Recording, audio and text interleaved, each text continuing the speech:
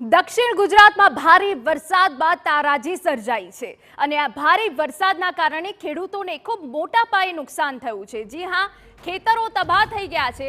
આપને વિગતો આપી દઈએ કે જ્યાં દક્ષિણ ગુજરાતમાં માખીના ઉપદ્રવના કારણે પાકમાં નુકસાન થયું છે। સુરતના ખેડૂત આગેવાને સરકાર પાસે સહાયની માંગ કરી છે। વરસાદના કારણે સફેદ માખીનો વ્યાપ વધ્યો હોવાનું ખેડૂત આગેવાન જણાવી રહ્યા છે। 15,000 એકર શેરડીના પાકમાં સફેદ માખીનો ઉપદ્રવ થઈ ગયો છે। સુરત, તાપી સહિત દક્ષિણ ગુજરાતના જિલ્લામાં ભારે નુકસાન થયું છે। 3 લાખ એકરમાં શેરડીના ઊભા પાકમાં વ્યાપક નુકસાન થયું। જંતુનાશક દવા છાંટવાથી ખેડૂતોની મુશ્કેલી વધી। વરસાદ જીવાતથી પાકને થયેલા નુકસાનીના સર્વેની માંગ કરી છે।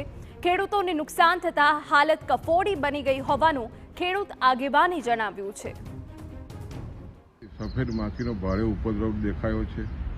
આને કારણે લગભગ 15,000 એકરમાં શેરડીને વિપુલ પ્રમાણમાં નુકસાન થયું છે।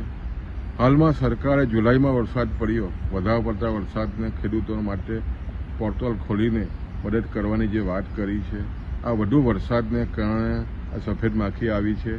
આને કારણે શેરડીને ભારે નુકસાન થયું છે। ત્યારે આવનાર દિવસોમાં કૃષિ મંત્રીને અમે વિનંતી કરી છે કે જે સફેદ માખીના ઉપદ્રવને કારણે ખેડૂતોને ખૂબ નુકસાન થયું છે, એમને પણ આવરી લઈને ખેડૂતોને સહાય થાય, સર્વે થાય એવી અમે માંગ કરી રહ્યા છીએ।